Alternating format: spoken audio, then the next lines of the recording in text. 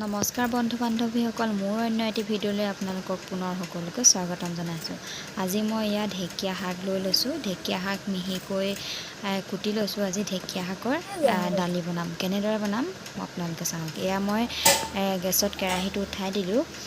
কেৰাহী গৰম হৈ গ'লে মই তেল দি দিম। তেল দি দিলোঁ।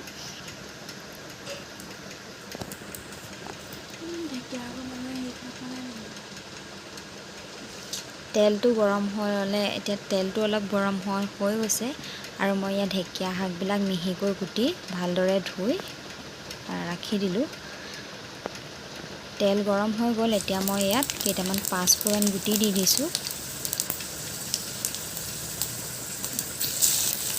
আৰু নহৰু দি দিলোঁ। নহৰুটো বেছি মিহিকৈ খুন্দা নাই, মাত্ৰ থেতেলিয়াই লৈছোঁ। তাৰপিছত আৰু এটা পকা জলকীয়া মই তেলতে দি দিছোঁ।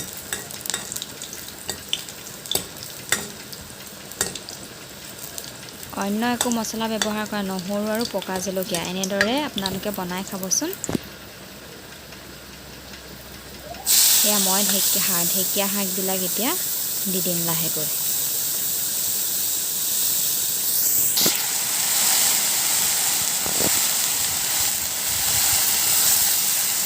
এতিয়া দি হ'লে পুনৰ লৰাই দিব শাকবিলাক। এতিয়া মই হালধি দি দিম। 2 চামুচ হালধি দি দিছোঁ। সৰু চামুচেৰে 2 চামুচ দিছোঁ। আৰু ইয়াত নিমখ দি দিলোঁ। বেছিকৈ নিমখ ব্যৱহাৰ কৰা নাই, যিহেতু মই ইয়াত দাইল দিম, সেইকাৰণে দালিত নিমখ দিয়া আছে, সেইকাৰণে মই এইটো কমকৈ নিমখ দিছোঁ। এতিয়া এনেদৰে 2-3 মিনিটমান সময় ঢাকি দিব। 2-3 মিনিট সময়ৰ পাছত মই এনেদৰে ঢাকনখন উলিয়াই লৰাই দিছোঁ।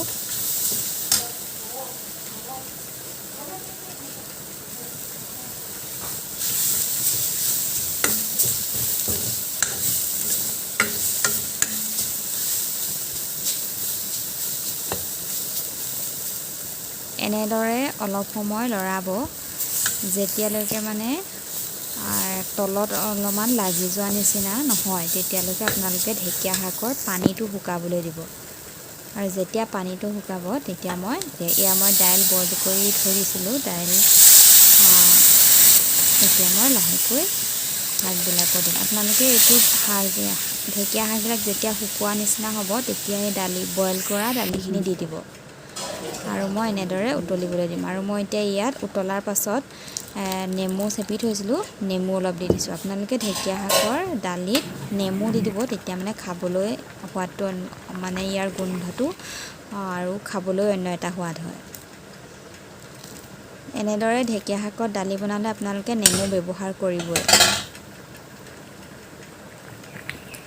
এনেদৰে বনাই খাই চাবচোন এবাৰ। এয়া হৈ গ'ল আৰু মই এতিয়া আৰু মই এটা পিটিকা বনাম আজি। সেইটো লৈ লৈছোঁ মই তিতা ভেকুৰী, বেঙেনা আৰু কেইটামান বইল জলকীয়া।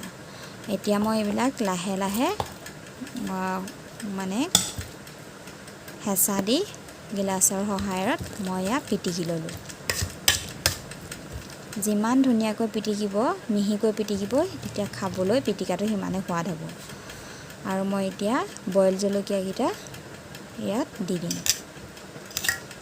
এইকেইটা মিহিকৈ, বইল জলকীয়াকেইটাও মিহিকৈ পিটিকি ল'ম। আৰু মই ইয়াত তেলটো ব্যৱহাৰ কৰিছোঁ। মই গৰম কৰি থৈ দিছিলোঁ। গৰম কৰি থোৱা তেল ইয়াত অলপ অলপকৈ ব্যৱহাৰ কৰি দিছোঁ।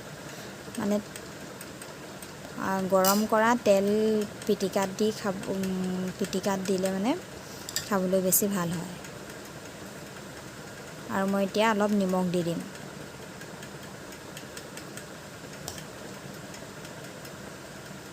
এতিয়া সম্পূৰ্ণভাৱে গোটেই বস্তুখিনি ভালদৰে পিটিকিব। এতিয়া পিটিকা হৈ গ'ল। এতিয়া যদি আপোনালোকে মোৰ ভিডিঅ'টো চাই ভাল পালে, তেন্তে লাইক কৰিব, কমেণ্ট কৰিব, লগতে শ্বেয়াৰ কৰি দিব।